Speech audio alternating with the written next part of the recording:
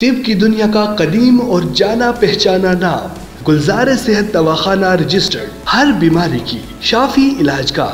बिस्मिल्लाहिर्रहमानिर्रहीम। अस्सलामु अलैकुम वरहमतुल्लाहि वबरकातुह। मैं हकीम राशिद महमूद अलवी।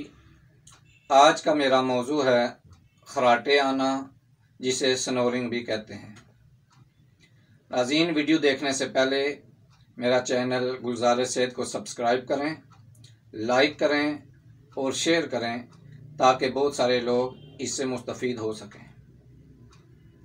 अमूमन इस मर्ज़ को लोग मर्ज़ नहीं समझते।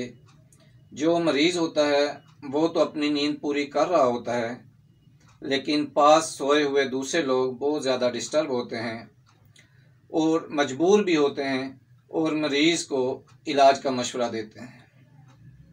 ये मर्ज़ औरतों और बच्चों की निस्बत मर्दों में ज़्यादा होता है।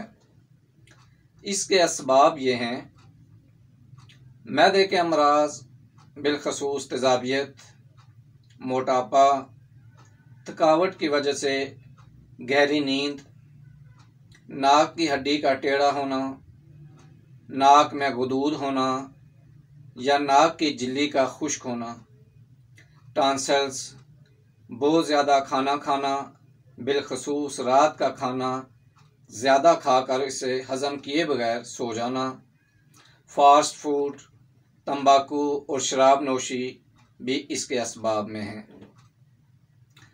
इसमें कोशिश किया करें कि सादा और ज़ूद हज़म ग़िज़ाएँ खाएँ, शोरबे वाले सालन हों और सब्ज़ियों का इस्तेमाल भी ज़्यादा करें।